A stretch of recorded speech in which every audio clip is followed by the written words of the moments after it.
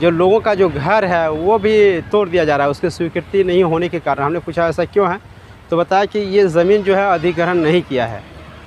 देखिए ये जो है दुमका पाकुड़ मुख्य मार्ग का ये रोड है और यहाँ हम जैसे आए यहाँ देख रहे हैं एक बहुत बड़ा सा बैनर लगा है।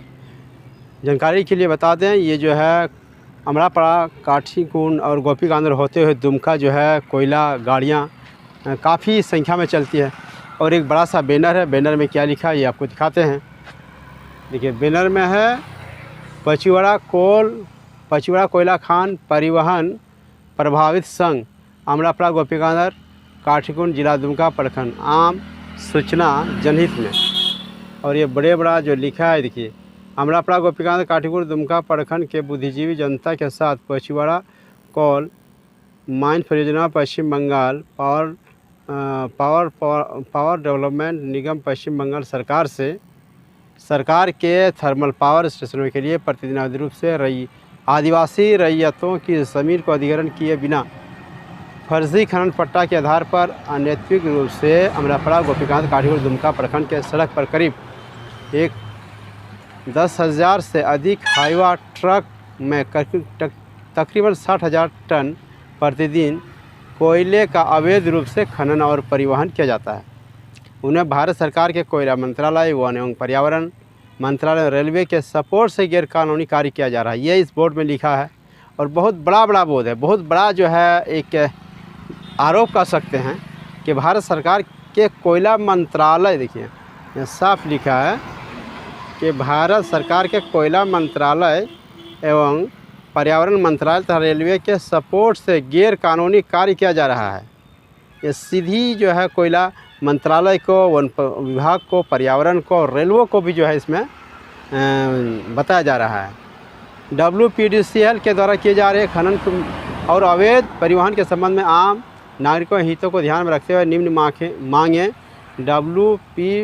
WBPDCL एवं भारत सरकार से की जाती है। यानी कोयला कंपनी से और भारत सरकार से जो है ये मांग की जा रही है समर्थन में खनन और अवैध परिवहन अनिश्चितकाल तक पूरी तरह से बंद रही। यानी जब तक इनका मांग जो है पर नहीं माना जाता तब तक बंद रखा जाए। प्रभावित रैयतों तथा परिवहन रूट में कर रहे ग्रामीणों की निम्न मांगे। अब ग्रामीणों की मांग क्या है ये देखिए, 1 से लेकर यहाँ तक आपको 10 मांगे आपको दिख रहा होगा। कोयला के परिवहन को अमरापाड़ा खदान से लेकर दुमका रेलवे साइडिंग अलग से कोयला परिवहन के लिए कोल डोरीवाल अविलंब बना जाए। यानी अलग जो है कोयला रखने का, जहाँ से कोयला जाता है वहाँ अलग बनाया जाए। कोल कॉरिडोर बनने तक परिवहन को, जब तक कोल कॉरिडोर अलग से कोयला के लिए नहीं बन जाता है, परिवहन को सुबह 6 बजे से शाम यानी दिन भर बंद रखा जाए तथा जो है दिन 6 बजे से लेकर शाम 6 बजे से लेकर सुबह 6 बजे से शाम 7 बजे तक बंद रखा जाए। तो वर्तमान रोड को चौड़ा किया, यानी ये रोड है इसको चौड़ा किया जाए। किसी भी दुर्घटना में मृतक के परिवार को 20,000 रुपया मासिक पेंशन यानी हर महीना 25 लाख रुपया एक मुश्त और दी जाए तथा घायलों को 5,000 रुपया राशि दी जाए और जो उसकी जो इलाज है वो अलग से दी जाए। 4 नंबर में सड़क किनारे बसे गाँव में ध्वनि तथा धूल प्रदूषण से रोकथाम हेतु मासिक रूप में 5,000 रुपया प्रति परिवार WPDCL और BGR माइनिंग के द्वारा देना सुनिश्चित किया जाए। यानी जो सड़क के किनारे लोग हैं जो धूल खा रहे हैं, जिससे उनको बीमारी हो रही है, उस बीमारी के इलाज के लिए उन्हें 5,000 रुपया दिया। खदान में आदिवासी ज़मीन का मुआवजा राशि 4 करोड़ 64 लाख प्रति एकड़ राज्य सरकार के राज्यादेश द्वारा निर्धारित दर के हिसाब से अविलंब भुगतान किया जाए।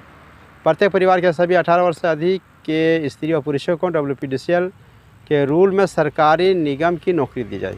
इसका मतलब ये हुआ कि जो सरकारी WPDCL के जो कंपनी है WPDCL का, उसमें उसको अस्थाई नौकरी दी जाए। जैसे अभी BGR हमने भी वहाँ अमरापाड़ा गए थे तो हमने भी वहाँ देखी, वहाँ रिपोर्टिंग की, तो वहाँ जो लोग हैं BGR जो रखा गया है, जैसे उन लोगों ने जानकारी दी, किसी को 18, किसी को 12,000, किसी को 15,000, किसी को 10,000, इस तरह का रखा है।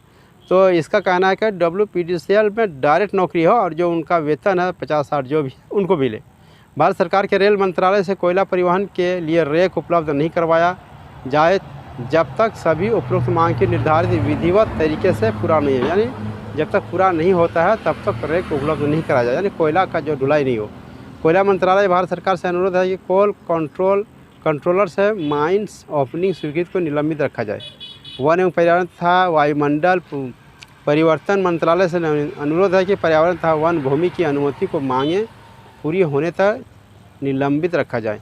जिला एवं राज्य प्रशासन से अनुरोध है कि उक्त मांगे माने जाने तक शांतिपूर्ण खनन कार्य और अवैध कोयला परिवहन को बंद रखने का आम नागरिकों को हर संभव सहयोग दिया जाए, जिससे बड़े दमन, अत्याचार और मानवाधिकार के हितों की रक्षा हो सके। सभी आम नागरिकों से विनम्र अपील है कि मांग के समर्थन में अधिक से अधिक संख्या में प्रभावित संघ को साथ दें। यानी लोगों को कहा गया है कि इस संघ को जो है साथ दीजिए। ये जो 11 मांगे हैं आम लोगों के लिए, ये 11 मांगे कम से कम पूरा हो जाए। ये देखिए यहाँ से लेकर ये दुमका पाकुड़ मुख्य मार्ग में जो है ये भादो होटल है, उसी के बगल में जो है ये भादो होटल है, उसी के बगल में ये बड़ा सा बैनर लगा है, ये मांगे रखा गया। यहाँ पे देखिए इस तरह से रोड है।